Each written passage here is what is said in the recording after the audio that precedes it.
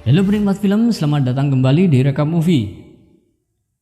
Oke, di kesempatan kali ini Recap Movie akan mengulas alur film yang menceritakan seorang pemuda yang lari dari masalah. Kemudian ia menemukan tempat tinggal di sebuah gereja yang jauh dari keramaian. Yang mana di gereja tersebut banyak suster-suster biarawati yang haus akan mantap-mantap. Oke, sebelum masuk ke alur ceritanya, terima kasih ke kalian yang udah klik tombol like dan subscribe. Di awal film di pagi hari kita diperlihatkan para biarawati yang sedang berdoa di sebuah gereja. Mereka dipimpin oleh seorang pendeta bernama Thomas. Di kehidupan gereja tersebut sekilas tampak seperti kehidupan pada umumnya, di mana seperti kebanyakan pemuka dari berbagai agama, biarawati memiliki kesan perempuan yang sopan, santun, ramah, dan jauh dari perbuatan dosa. Tapi tidak pada ketiga biarawati ini. Mereka adalah Alessandra, Ginevra, dan Fernanda. Mereka adalah para biarawati yang kasar, bicara jorok, dan sering melakukan dosa. Suatu ketika di pagi hari, tukang kebun yang bernama Lurko yang melihat tiga biarawati ini menyapanya. Dia menyapa dan bilang bahwa pagi ini indah, suster. Tapi yang mereka katakan justru sebaliknya. Mereka malah memaki-maki bahkan sampai meludahi dan memukuli si tukang kebun. Di sisi lain terlihat Thomas yang hendak pergi keluar kota. Ia ingin menjual hasil kain yang dibuat oleh para biarawati di tempat tersebut selama 2 hari. Di saat Thomas hendak pergi, tiba-tiba Lurko datang. Dia mengadu kalau dia sudah dianiaya, dipukuli, bahkan diludahi oleh 3 biarawati gereja. Dan dia juga mengatakan kalau dia akan berhenti dari pekerjaannya. Thomas kemudian memohon kepadanya untuk menunggunya 2 hari. Karena tidak ada yang menjaga gereja selama ia pergi. Tapi Lurko tetap tidak mau dan ia pergi. Lalu scene beralih ke sebuah kerajaan. Di situ diperlihatkan seorang pelayan yang sedang melayani makan siang sang raja dan ratu kerajaan. Pelayan tersebut bernama Maseto. Dialah pemeran utama di film ini. Dan ketika Maseto memberikan hidangan untuk sang ratu melihatnya dengan tatapan yang tidak biasa.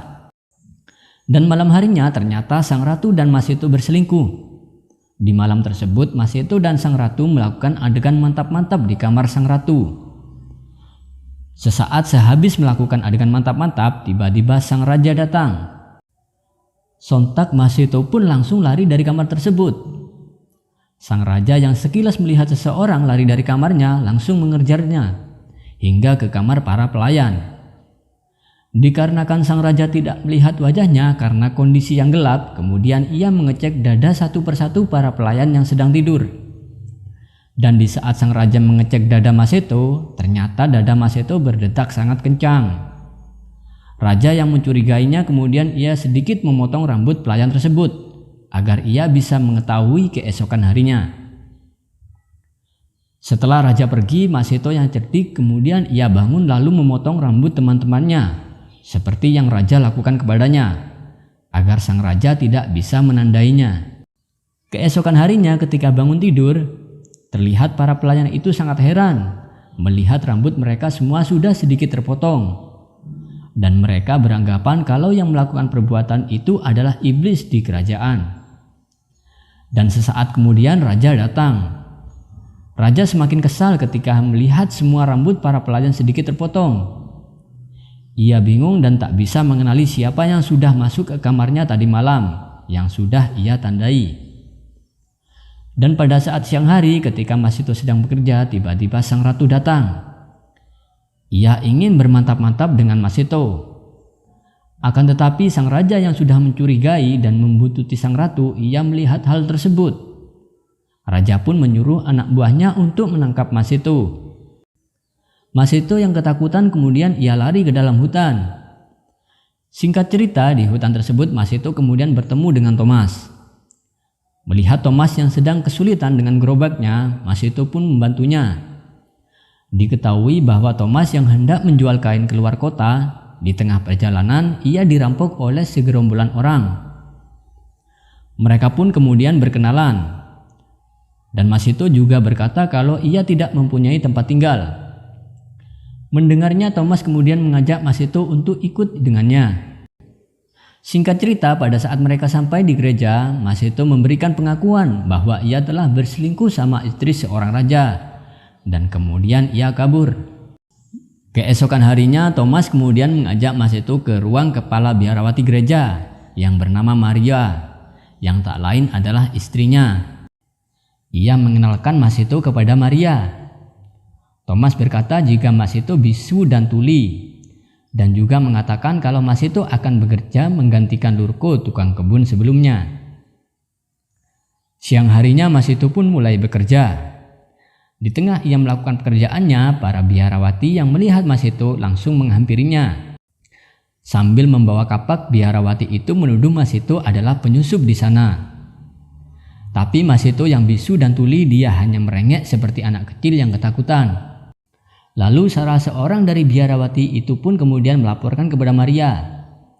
Maria yang datang kemudian memberitahu bahwa ia adalah tukang kebun baru yang dibawa Thomas selepas dari kota.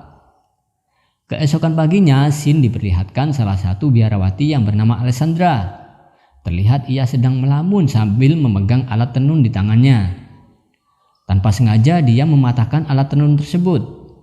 Kemudian ia pergi menemui Masito bermaksud ingin memperbaikinya.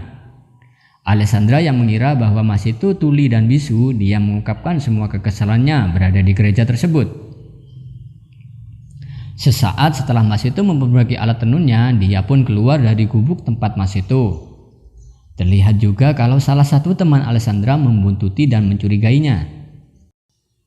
Singkat cerita, di malam harinya terlihat Thomas dan Masito yang mengobrol. Di situ Thomas bertanya kepada Masito tentang hari pertamanya bekerja. Masito menjawab bahwa ia merasa sangat senang dan bertemu banyak suster yang menarik di sana. Tapi Thomas berkata agar supaya menjauh dari suster-suster tersebut, karena mereka suka berbuat kasar. Malam pun berlalu berganti pagi. Pagi itu terlihat Masito yang mulai bekerja. Di tengah ia melakukan pekerjaannya, tiba-tiba ia dikagetkan kedatangan Alessandra. Alessandra ingin berterima kasih kepadanya.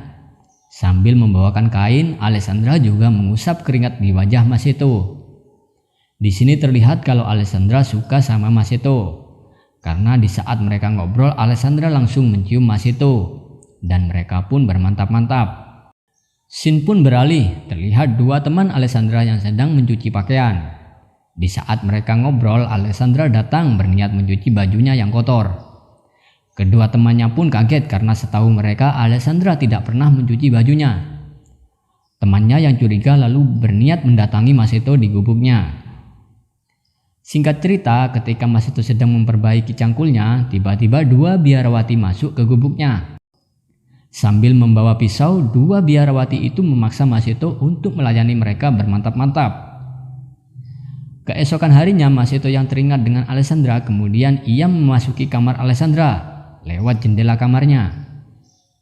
Dan di saat mereka bermantap-mantap, Suster Maria datang dengan seorang tamu bersamanya. Masito yang kaget, tak terasa dia hampir mengeluarkan suara, lalu keluar dari ruangan tersebut.